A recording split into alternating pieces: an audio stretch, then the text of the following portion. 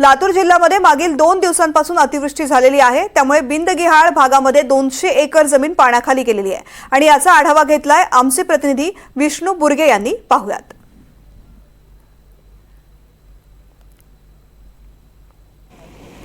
मागील काही तासापासून मुसळधार पाऊस झाला आहे आणि या पावसामुळे शेती पिकांचं मोठं नुकसान झाल्याचं पाहायला मिळतंय। आपण पाहू शकता शेतींची अवस्था, जे सोयाबीन असेल किंवा या हंगामात जे पिकं शेतकऱ्यांनी घेतले होते ते पिकं आहेत ते पाण्याखाली गेल्याचं पाहायला मिळतंय। जिल्ह्याभरात अनेक ठिकाणी जे आहे ते नदीकाठच्या जे शेती आहे त्यामध्ये शेतीचं पाणी घुसलेलं आहे आणि परिणामी मोठं नुकसान जे आहे ते शेती पिकांचं झालेलं पाहायला मिळतंय। त्यामुळे आता हे पिकं शेतकऱ्यांच्या हातातून वाया जातील अशी परिस्थिती आहे। शेतकरी माझ्यासोबत आहेत, काय त्यांचं म्हणणं आहे, मागणी काय आहे हे जाणून घेऊयात। माझ्यासोबत शेतकरी आहे। खरं तर मागील काही तासापासून चांगला पाऊस झालेला आहे, किती नुकसान झालंय सांगा जरा। 70% वर नुकसान झालेलं आहे। तर विमा कंपनीला आपण आम्ही कॉल केले होते, तर त्यांनी म्हणले ह्या वेळेस क्लेम वगैरे करायची काही गरज नाही, आम्ही शेवटचं पीक कापणी प्रयोगानुसारच तुम्हाला पैसे देणार आहे। क्लेम केलं तर आम्ही तुमचे क्लेम दाखल सुद्धा करून घेणार नाही।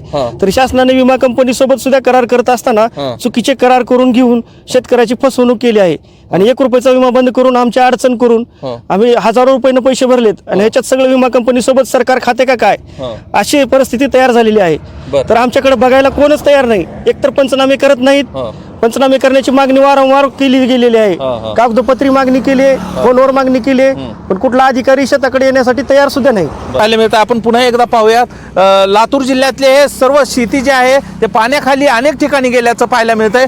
जे नदीकाठचे जी शेती आहे त्याचं मोठं नुकसान झाल्याचं पाहायला मिळतंय। त्यामुळं या ठिकाणी येऊन पंचनामे करावेत अशी मागणी होत आहे। मागील काही तासामध्ये झालेला पाऊस आणि त्यामुळं शेती पिकांचं मोठं नुकसान झालेलं आहे। शेतकरी सांगत आहेत की जे आमचं नुकसान झालेलं आहे या नुकसानीचे पंचनामे लवकरात लवकर करावे। जोपर्यंत पंचनामे होणार नाही तोपर्यंत मदत मिळणार नाही। अनेक शेतकऱ्यांना तर आता पीक विमा जो काढलाय त्यातूनही काही मदत मिळते का याची शाश्वती नाही। त्यामुळे सरकारनं हे सगळं जे झालेलं नुकसान आहे ते गांभीर्यानं पाहण्याची गरज आहे। विष्णू बुर्गे, NDTV मराठी, लातूर।